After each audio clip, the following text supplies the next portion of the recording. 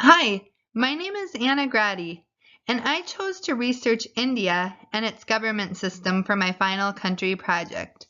I am excited to share about how the economical, legal, and government of the country have an effect on global business. While the country is still working to improve certain conditions, India is a country that is experiencing tremendous economic growth. For this reason, it was interesting and exciting to research and learn about India's business implications.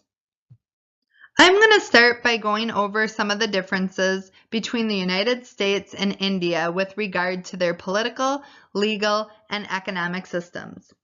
First of all, India is considered to be a democratic country. At one time, India was considered to be a mixed country that leaned more towards socialism. However, since the 1990s, it has been becoming more of a capitalist country. They are moving towards more of a free market system.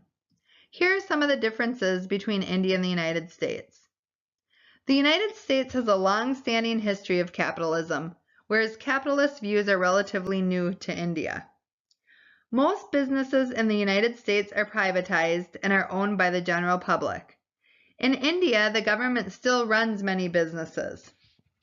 Agriculture and banks are a large entity in India, and they are primarily made up of private ownership.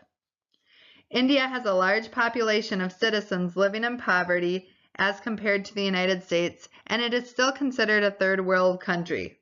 The US is not. Although behind the US, India's economy is rapidly developing. The United States, on the other hand, has had more of a history of stability. India tends to take both a collectivist and individualist approach to their political system. The legal system of India tends to be a common law system, with some individual religions laws being applied to various religious groups. The US, on the other hand, is strictly a common law country. According to the corruption scale, India ranks quite a bit higher than the US for corruption. Although privatization is more frequently occurring in India, it is still not as prevalent as in the United States. There are also some significant tariff issues in India that need to be addressed.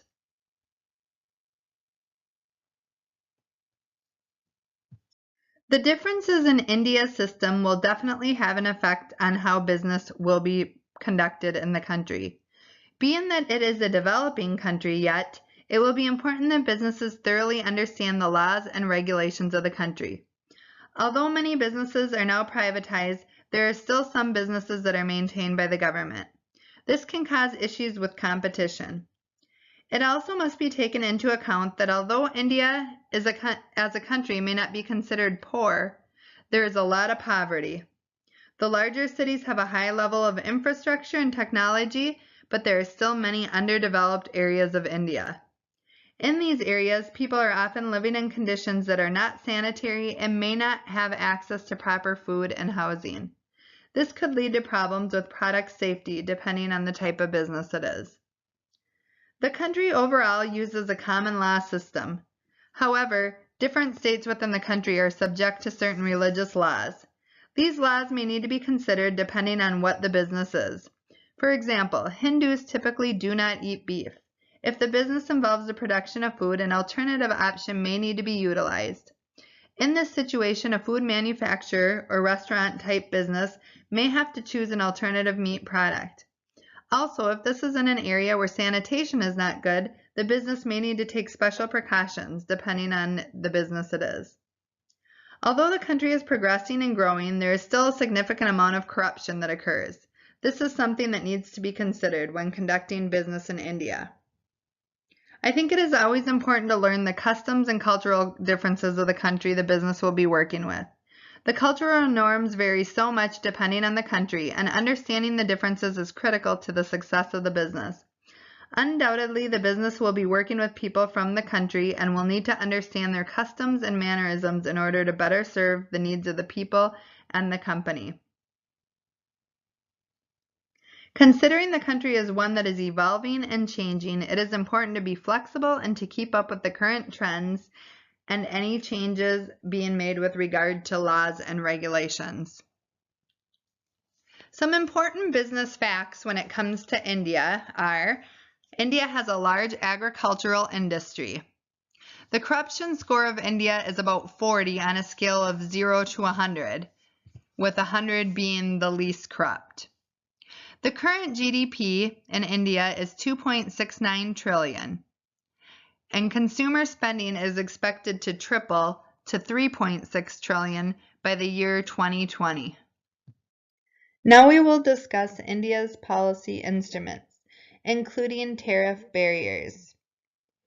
India's average applied tariffs were 6.3%, but the amount depends on the product.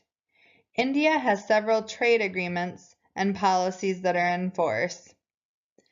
As India announces plans to increase tariffs on certain products such as electronics, U.S. businesses and diplomats are encouraging India to cut back on these tariffs.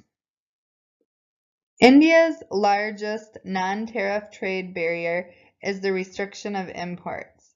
This is done through the imposing of licensing requirements. Certain goods, such as consumer goods, have become easier to import. However, larger purchase items such as vehicles and motorcycles are difficult to obtain. India requires certain import licenses for these items that is very restrictive and difficult to obtain. India also has a negative list, which includes products that are subject to non-tariff regulation. Here are some of the categories: banned or prohibited, which are not able to be purchased at all; restricted items, these require a special import license and include things such as livestock and chemicals; and canalized, which can only be imported by the government. India distinguishes between new imported items and second-hand imported items and has different regulations for each. For example, India treats boric acid imports with high stringent guidelines.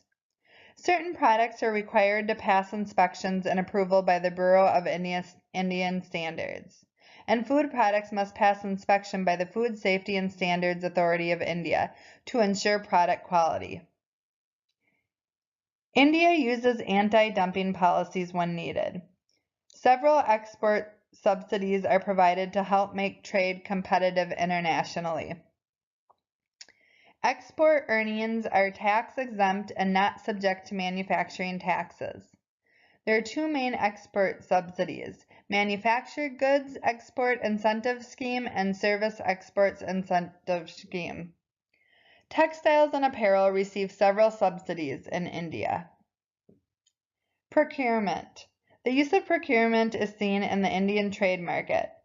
The Indian government supplies a price preference for local suppliers. These procurements vary amongst the different Indian states. This and many other trade policy instruments have led to problems with transparency in India. It was meant to try to promote smaller business sectors, and they tried to establish a Make in India initiative which promoted products being manufactured in India. Service barriers. Many industries in India involve a heavy government presence, such as banking and construction and telecommunications. Equity restrictions give preference to domestically made products. Some other important factors to consider are import licensing requirements. U.S. and India share membership in a variety of different trade organizations, and the U.S. has many shared interests with India when it comes to international trade. Some of the challenges for India of an interconnected economy include: the cost of starting a business in India is extremely high. There are infrastructure and utility concerns. For example, it is difficult to get the proper utilities ready, such as electricity. There are several cultural differences and barriers that need to be considered. For example, Indians value building and fostering relationships and trust over facts and numbers. There can be some difficulty with exporting and importing items.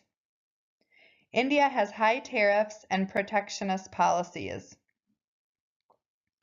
Another factor is there are different regulations and guidelines that need to be followed across state lines.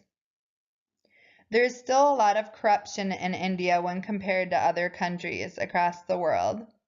and there are definitely some lengthy paperwork processes as well. It can be hard at times to find skilled professionals. And the last thing I want to address is the treatment of women in India. Women have typically not enjoyed the same rights or privileges as men. In fact, many women have been destined to domestic duties and jobs in agriculture and other low-paying areas. In recent years, there have been a push to encourage women to obtain higher paying and more prestigious jobs. Many believe this will help promote further economic growth in India. There are also some opportunities for interconnected India. First of all, economic growth is high in India. The country is developing quickly. They have inexpensive labor and goods, which is why we are seeing a lot of outsourcing to India. India places a high emphasis on knowledge and education. They also place a high emphasis on building trust and maintaining good relationships. The government system in India has clear powers. And although infrastructure is not the same as in the United States, they place a high importance on improving the infrastructure. And also, the improvement of the treatment of women will likely better improve business in India as well. Currently, I do not work in an international business. However, I am not sure what the future may bring. Down the road, with the increasing interconnected business world, it is likely I may venture into a global business setting. While completing this project, I have learned a lot of helpful information that I can utilize in my day-to-day life as well as my career. I have learned the importance of being culturally aware and the value of educating myself on other cultures. We are called by God to love our neighbors and attempt to understand and serve them throughout life as well as in the business world. By trying to understand each other and loving them, we are able to better appreciate our differences and achieve success. Leadership skills such as this are crucial to the betterment of business. References.